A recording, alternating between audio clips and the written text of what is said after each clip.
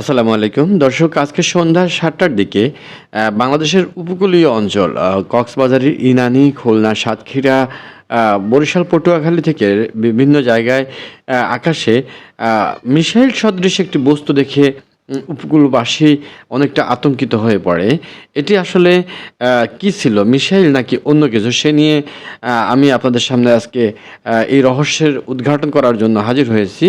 দর্শক, আজ শুক্রবার সন্ধ্যা ৭টায় অর্থাৎ আজকে ৮ই মে ২০২৬ সন্ধ্যার পর কক্সবাজার, ইনানি বিচ সহ দেশের উপকূলীয় জেলাগুলোর আকাশে এক রহস্যময় ও উজ্জ্বল আলোকচ্ছটা দেখা যাওয়ায় জনমনে ব্যাপক কৌতূহল ও উত্তেজনার সৃষ্টি হয়েছে। পর্যটন নগরী কক্সবাজার, পটুয়াখালী এবং বাগেরহাটের অসংখ্য মানুষ এই দৃশ্যটি মোবাইলে ধারণ করে ফেসবুক সহ বিভিন্ন গণমাধ্যমে ছেড়ে দেয়, যা মুহূর্তেই সামাজিক যোগাযোগ মাধ্যমে ভাইরাল হয়। ইনানি বিচ থেকে দেখা প্রত্যক্ষদর্শীদের মতে আজ সন্ধ্যার পর আকাশের এক প্রান্ত থেকে অন্য প্রান্তে দ্রুতগতিতে একটি উজ্জ্বল আলোর পিণ্ড ধোঁয়ার মতো লেজ নিয়ে এগিয়ে যেতে দেখা যায়। অনেক পর্যটক একে উল্কাপাত বা ভিন গ্রহের কোনো যান, ইউএফও বলে ধারণা করলেও এর দীর্ঘস্থায়ী আলোকচ্ছটা ছিল সাধারণ উল্কার চেয়ে অনেক বেশি এবং ভিন্ন। আসলে প্রকৃত কারণ কি? প্রতিরক্ষা বিশেষজ্ঞ ও আন্তর্জাতিক সংবাদ মাধ্যমের তথ্য অনুযায়ী এটি কোনো ভিন্ন গ্রহের বস্তু বা হামলা নয়। আসলে ভারতের উড়িষ্যা উপকূলের আব্দুল কালাম দ্বীপ থেকে আজ সন্ধ্যায় ভারতীয় প্রতিরক্ষা গবেষণা সংস্থা ডিআরডিও একটি উন্নত প্রযুক্তির গ্লাইড ওয়েপন বা ট্যাকটিক্যাল মিসাইলের তারা সফল পরীক্ষা পরিচালনা করেছে। বিজ্ঞানীদের মতে, যখন কোনো মিসাইল বা রকেট বায়ুমণ্ডলের উপরের স্তরে প্রায় ১০০ কিলোমিটার উঁচুতে পৌঁছায়, তখন এর নির্গত উত্তপ্ত গ্যাস সূর্যের আলোর প্রতিফলনে উজ্জ্বল হয়ে ওঠে। সূর্যাস্তের পরপরই এই ঘটনা ঘটায়।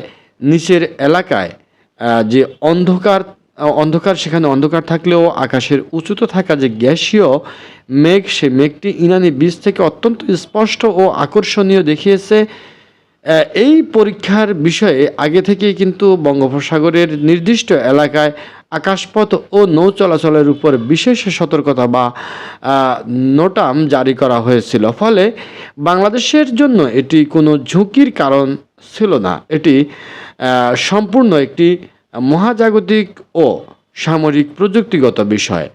আকাশে দেখা যাওয়া এই আলোকখণ্ডটি মূলত প্রতিবেশী দেশের একটি পূর্বঘোষিত সামরিক মহড়ার অংশ ছিল, তাই এ নিয়ে আতঙ্কিত হওয়ার কোনো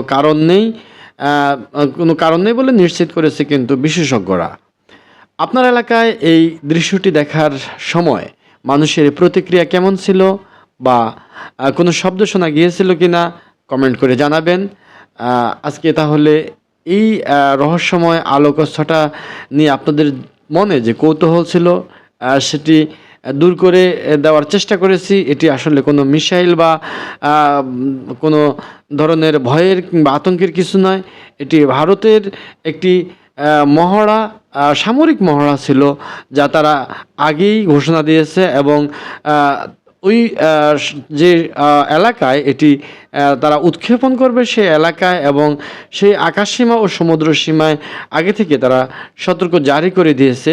সুতরাং আসলে বাংলাদেশের মানুষ যে সামান্যতেই কিন্তু তারা অনেক কিছু চিন্তা করে ফেলে এবং তারা যে অনেক বড় বিজ্ঞানী সেই স্পষ্ট প্রমাণ কিন্তু তারা দেওয়ার চেষ্টা করে, অর্থাৎ তারা খুব জানলেওয়ালা। আসলে সবাই হুজুগে বাঙালি যে কথাটি, সেটারই প্রমাণ দেয় প্রত্যেকবার। আমি নিজেও এটা নিয়ে প্রথমে দেখার পরপরই যে চিন্তাটি করেছি সেটি হলো যে আসলে বাংলাদেশের এই সীমানায় মিসাইল আসবে কিভাবে। ইরান কিংবা ইসরায়েল যে যুদ্ধ, সেটি আমাদের কাছ থেকে প্রায় ৪,৫০০ কিলোমিটার দূরে। সুতরাং এটি ভাবার বিষয়। ধন্যবাদ।